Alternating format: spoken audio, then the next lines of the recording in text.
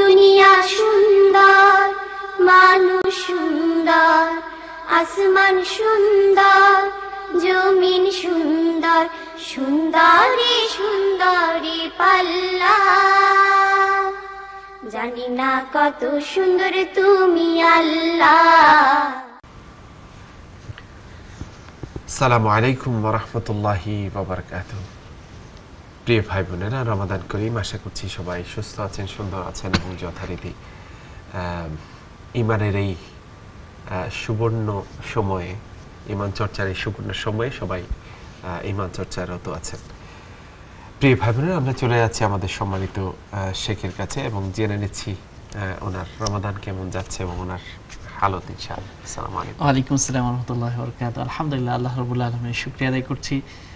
আল্লাহ তাআলা রমাদানে তো জান্নাতের দরজা খোলা, এবং আমরা যখন আসলে গভীরভাবে চিন্তা করি তখন আমাদের কাছে সেটাই অনুভব হয় যে জান্নাতের ঘ্রাণ মানুষ পায় এবং জাহান্নামের দরজা বন্ধ, কাজে জাহান্নামের কাজগুলো বন্ধ, এবং আল্লাহ তাআলা শয়তানকে চেইন লাগিয়ে রেখেছেন। এটা অনেকটা এরকম যে আমাদের একজন ভাই বলছিলেন, এটা অনেকটা এরকম যে ছোট দুইজন বাচ্চা যখন থাকে, ছোট এবং বড়টা মারামারি করে, প্রায় সময় দেখা যায় ছোটটা পরাজিত হয়ে যায়, বড়টাই জিতে যায়। তো মাঝে মাঝে বাবা কি করে যে এটা ছোটটা হারিয়ে যাচ্ছে, এটা ভাল লাগে না, বড়টাকে ধরে রাখে, ছোটটা মারে, খুব আছে তোরা। এরপর যখন তার তৃপ্তি মিটে যায় তখন সে নিরাপদে চলে যায়, তখন বড়টাকে ছেড়ে দেওয়া হয়। তো অনেকটা এরকম আল্লাহ তাআলা তো চান যে আমরা পরাজিত না হই। শয়তান সবসময় আমাদেরকে ধোঁকা দিচ্ছে, এই জন্য আল্লাহ বলে যে এবার শয়তানকে ধরে রাখি, তোমরা শয়তানকে মারো ভালো আমলের মাধ্যমে, যাতে করে আমরা রক্ষা পেতে পারি। কাজে হ্যাঁ, এই সময়টা এরকমই যে আল্লাহ তাআলা আমাদের কত আপন, শয়তানকে আল্লাহ বেঁধে রেখেছেন, অর্থাৎ আমাদেরকে ভালো কাজ করার অবারিত সুযোগ করে দিয়েছেন দিনে রাতে। সেটাকে যদি আমরা কাজে লাগাতে পারি ইনশাআল্লাহ আমরা বিজয়ী হব। কাজেই বিজয়ের মাস রমাদান আমাদের সবাইকে যেন আল্লাহ বিজয়ী করেন। আমিন সুম্মা আমিন। চমৎকার একটি উদাহরণ। আমরা চলে যাচ্ছি, আমাদের অনেকগুলো প্রশ্ন আছে এক এক করে দেওয়ার জন্য ইনশাআল্লাহ। আর রমাদান টাইমে যে সমস্ত ভাই বোনেরা আমাদেরকে দেখছেন, তারা এই সময় ইনশাআল্লাহ 3টা থেকে 4টা আমরা আপনাদের সামনে থাকার চেষ্টা করব আমাদের প্রিয় টিভিতে। আশা করছি আপনারা আমাদের সঙ্গ দেবেন। আমরা প্রথম প্রশ্ন হচ্ছে খুবই প্র্যাকটিক্যাল একটা প্রশ্ন এবং এখানকার লাইফের সাথে খুবই ওতপ্রোত, যদিও খুবই কমন। উনি বলছেন যে উনি রেস্টুরেন্টে কাজ করেন, অ্যালকোহল সার্ভ করেন যথারীতি, এবং ইফতার টাইমে উনি হ্যান্ড ওয়াশ করে এবং সামটাইমস ওনার হয় না, উনি স্পুন দিয়ে খাওয়ার চেষ্টা করেন, এবং অনেক ক্ষেত্রে উনি মানে শাওয়ার করতে পারেন না, কারণ অনেকগুলো নাপাক লেগে যায়। উনি বলছেন যে শাওয়ার করতে পারেন না, এই জন্য নামাজ পড়তে ওনার ঝামেলা হচ্ছে, এবং পরে বাসায় গিয়ে উনি শাওয়ার করে বাকি নামাজ সহ কাজা করে দেন। সো এটা তো আসলে ইসলামের আলোকে সলিউশন উনি জানতে চাচ্ছেন, আর উনি যেটা করছেন উনি বুঝতে পারছেন যে এটা ঠিক হচ্ছে না। প্রশ্ন এবং উত্তর দুটোই এই জায়গায় রয়ে গেছে, কাজে এখানে তেমন কিছু বলার নেই। শুধু এতটুকু বলার আমাদের থাকবে, সেটা হলো যে নামাজ কখনো কোনো কারণেই আমরা টাইমের বাইরে নিজের সাধ্যমতো আমরা করতে পারবো না।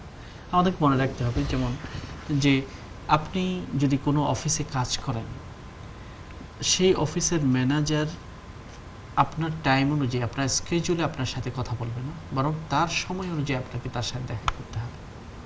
এটা হচ্ছে নিয়ম। যে কোনো ভিআইপি কোনো ব্যক্তির সাথে যদি আপনার প্রয়োজন থাকে, তখন আপনাকে তার সময় অনুযায়ী কোন দিন তিনি পারবেন, এমনকি স্পেশালিস্ট একজন ডক্টরের সাথে যদি আপনার সাক্ষাৎ করতে হয়, অ্যাপয়েন্টমেন্ট নিতে হয়, যখন তিনি টাইম দিবেন 2 মাস পর 3 মাস পরে হয়তো চান্স পাওয়া যায়, কিন্তু সেটা যদি আপনি মিস করেন তাহলে আবার হয়তো 3-4 মাস পরে আপনাকে যে অপেক্ষা করতে হবে। তো তেমনিভাবে আমরা আমাদের রবের সাথে আমাদের কথা বলতে হবে 5 বার। এটা হচ্ছে আমরা অ্যাপয়েন্টমেন্ট করা হয়েছে আমাদের, এই অ্যাপয়েন্টমেন্টকে আমরা মিস করতে পারবো না।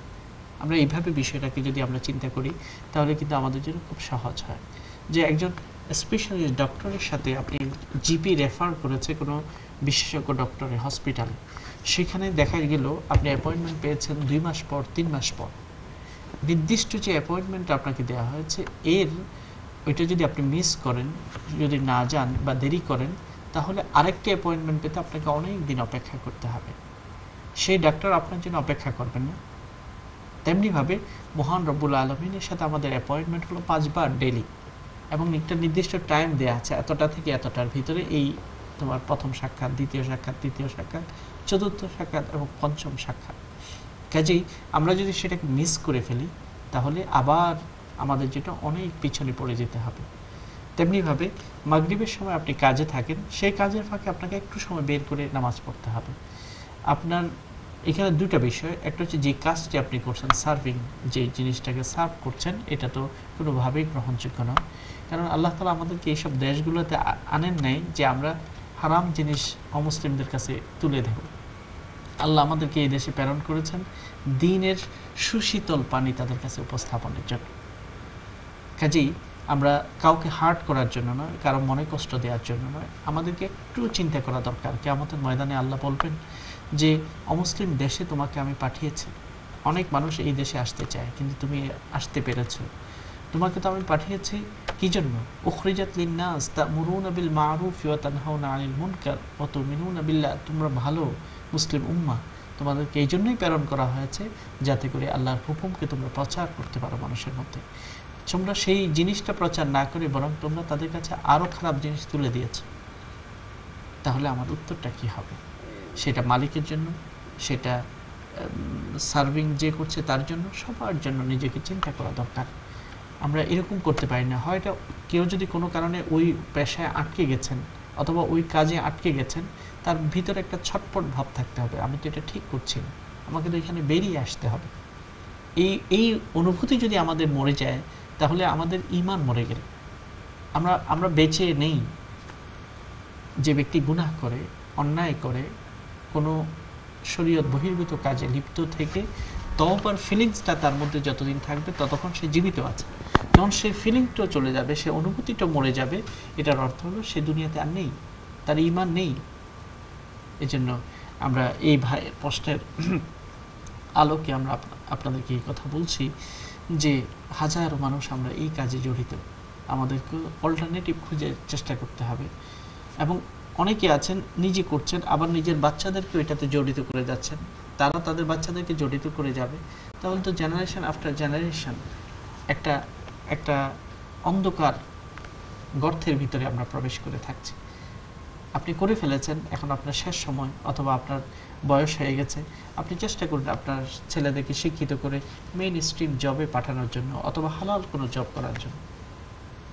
তো এই জন্য এই বিষয়টা অত্যন্ত গর্হিত। রমাদানের এই পবিত্র দিনে আমরা সবাইকে অনুরোধ করি যারা এইসব কাজগুলোতে জড়িত আছেন নিজেদেরকে রেকটিফাই করা। আলহামদুলিল্লাহ শত শত ভাইয়েরা ভিন্ন পথে আসার চেষ্টা করছেন, ছটপট করছেন, এটা আমাদেরকে খুব ভালো আনন্দ দেয় যে তারা শুধুমাত্র আল্লাহর জন্য দুনিয়ার লাভকে তারা ত্যাগ করছেন, আল্লাহকে ভালোবেসে, আল্লাহর হুকুমকে ভালোবেসে।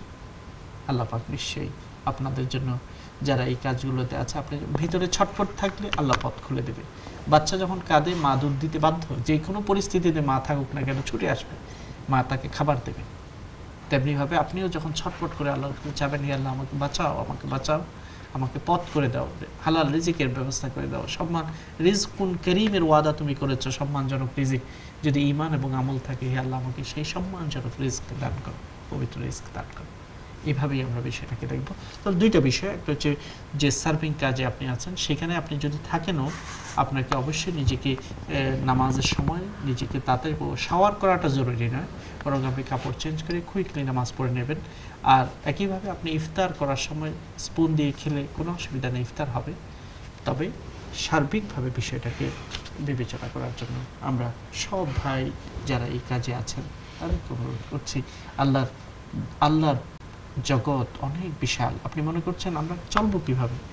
এতগুলো রেস্টুরেন্ট এই দেশে আছে, সেগুলো থেকে বেরোলে এত মানুষ চলবে কিভাবে? আমরা এইভাবে চিন্তা করি, কিন্তু মহান রব্বুল আলামিন বলছে ওয়ালিল্লাহি মুলকুস সামাওয়াতি ওয়াল আরদ, আল্লাহর পৃথিবী অনেক বিশাল, আল্লাহর পৃথিবী অনেক বিশাল। আল্লাহ রব্বুল আলামিন অনেক বিশাল পৃথিবী রেখেছেন, রিজিকের অনেক ভান্ডার রেখেছেন, আপনার জন্য খুলবে। আপনি যদি ছুটেন আল্লাহই দরজা খুলবে ইনশাআল্লাহ। জাযাকুমুল্লাহ খাইর। জাযাকুমুল্লাহ।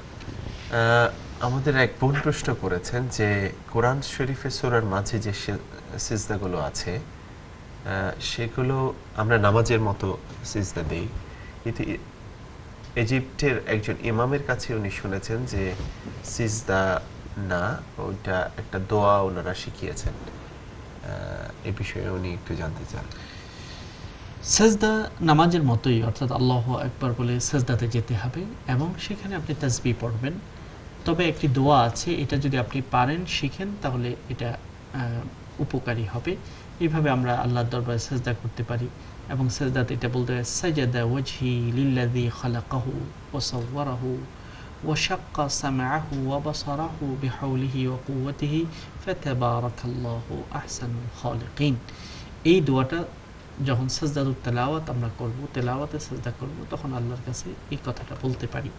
যদি এটা আপনি নাও পারেন সুবহান রাব্বিয়াল আলা বলে নামাজের মতো সাজদা করেন, তাহলে সাজদার যে বিধান সেটা আদায় হবে। কারণ যে 14টি জায়গায় আমরা সাজদা করে থাকি কোরআনে কারীম তেলাওয়াতে, ওই সাজদার ওই জায়গাগুলোতে আল্লাহ তাআলা সাজদার কথা বলেছেন। ওই জায়গাগুলোতে আল্লাহ তাআলা ওই ব্যক্তিদের বিরুদ্ধে বলেছেন যারা আল্লাহর জন্য সাজদা করে না। এই জন্য সেজদা আমরা করার জন্য চেষ্টা করব এবং আল্লাহকে সন্তুষ্ট করার জন্য চেষ্টা করব ইনশাআল্লাহ। জি, আরেকটি প্রশ্ন একজন ভাই করেছেন যে ওনার অ্যাবিনিয়া হয়েছে। সো এটা হচ্ছে ব্লাড সেলের রোগ, আমি যেটা গুগলে দেখলাম। তো এটার কারণে ওনার রোজা ভাঙতে হয়েছে রোজা রাখা অবস্থায়। এখন উনি এটা ঠিক আছে কিনা? প্রথমত এই ব্যাপারে আপনাকে ডাক্তারের পরামর্শ নিতে হবে। আপনার শরীরের একটা বুঝ আপনাকে আইডিয়া করে নিতে হবে যে আপনি রোজা রাখলে আপনার ক্ষতি হচ্ছে কিনা। কারণ আল্লাহ তাআলা তো আমাদেরকে বলে দিয়েছেন, সূরা 2বার কথাটি বলেছেন, 183 নম্বর আয়াতে বলেছেন, 85 আল্লাহ তাআলা বলছেন ফামান কানা মারিদান আও আলা সাফারিন ফাইদ্দাতুম মিন আইয়ামিন উখরা। তোমাদের মধ্যে যারা অসুস্থ হবে অথবা সফর অবস্থায় থাকবে, অন্য সময়ে তোমরা সেটাকে করে নিতে হবে।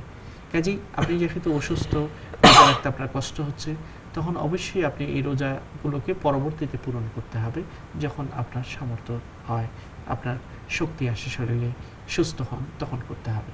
আর একান্তই যদি সেই পরিস্থিতি না থাকে তখন আপনি ফিদিয়া দেবেন, যেমন আল্লাহ তাআলা সেটাও বলে দিয়েছেন 184-তে সূরা বাকারা, ওয়া আলাল্লাযীনা ইউতিকুনাহু ফিদিয়াতুন তুআমু মিসকিন। যারা রোজা রাখার শক্তি রাখে না তারা যেন মিসকিনকে ফিদিয়া দেয়। ফিদিয়া হলো তুআমু মিসকিন, মিসকিনের খাবারের ব্যবস্থা করে। অর্থাৎ সাদকায়ে ফিতর আমরা যেই পরিমাণ দিই ওই পরিমাণ আমরা খাবার অথবা তার পয়সা আমরা দরিদ্রদের কাছে পৌঁছে দেব। ধন্যবাদ। জি, এক বোন প্রশ্ন করেছেন, আমরা যারা ইউরোপে থাকি তারা কোনো না কোনোভাবে সোশ্যাল বেনিফিট যেগুলো আছে এগুলো নেই। এখানে আমরা অনেকগুলো মিথ্যার আশ্রয় নিতে হচ্ছে বা না হলে দেয়ও না। আবার মিথ্যার আশ্রয় না নিলে নিজেরা যা ইনকাম করছে তা দিয়ে চলতেও পারছে না। এটা আসলে কনফিউশনে আছে। বিভিন্ন সময় আমাদের থেকে শুনে যে এটা ঠিক হচ্ছে না। এটা আরেকটা প্রশ্ন হচ্ছে ওনার, ওইটা অবশ্য উনি ক্লিয়ারলি বলে নাই, কারণ 3 লাখ টাকা রেখেছে 6 বছরে 6 লাখ হবে, এটা ওনার ইসলামিকভাবে রেখেছে না অন্যভাবে রাখছে বলে নাই অবশ্য। প্রথম প্রশ্নটি হলো যেসব বেনিফিটগুলো, সরকারি বেনিফিটগুলো আমরা ক্লেম করব, এটা অবশ্যই ইসলামের দৃষ্টিকোণ থেকে সঠিক কথা বলে যতটুকু পাবেন অতটুকু নিতে পারবেন। কোনো বিন্দু মাত্র মিথ্যার আশ্রয় নেওয়ার সুযোগ নেই। কারণ এই দেশে সোশ্যাল বেনিফিটগুলো যে পদ্ধতিতে তারা সেট করেছে সেটা হলো গবেষণা করে, অর্থাৎ একটা পরিবার চলার জন্য, একজন ব্যক্তি চলার জন্য লাইফের একটা স্ট্যান্ডার্ড, মিনিমাম স্ট্যান্ডার্ডকে বজায় রেখে যতটুকু দরকার ওভাবে কিন্তু তারা বেনিফিটগুলোকে সেট করেছে। এখন আপনার জীবনের চাহিদা যদি অনেক বাড়িয়ে ফেলেন এবং আপনি মিথ্যা আশ্রয় নিয়ে বেনিফিট নিয়ে ওই স্ট্যান্ডার্ডকে বজায় রাখেন, তাহলে অবশ্যই এটা আপনার জন্য অনেক বড় একটা পাপাচার হচ্ছে, গুনাহ হচ্ছে। যেমন আপনার অনেক ফার্নিচার দরকার হবে, আপনার অনেক কিছু দরকার হবে ইত্যাদি, চাহিদা যখন আপনার অনেক বেড়ে যাবে তখন অবশ্যই এটা আপনার জন্য ক্ষতিকর হবে। এই জন্য আমরা বলবো সত্যের আশ্রয় নিয়ে যতটুকু বেনিফিট পান ওই অনুযায়ী জীবনকে আপনি সাজাবেন। ধন্যবাদ। জাযাকাল্লাহ। প্রিয় ভাই বোনেরা, আমরা যাচ্ছি ছোট্ট একটি বিজ্ঞাপন বিরতিতে, ফিরে আসছি ইনশাআল্লাহ বিজ্ঞাপন বিরতি শেষ করে। আশা করছি আপনারা আমাদের সঙ্গ দিবেন। আসসালামু আলাইকুম ওয়া রাহমাতুল্লাহি ওয়া বারাকাতুহু। আসমান সুন্দর, জমিন সুন্দর সুন্দরী সুন্দরী পাল্লা জানি না কত সুন্দর তুমি আল্লাহ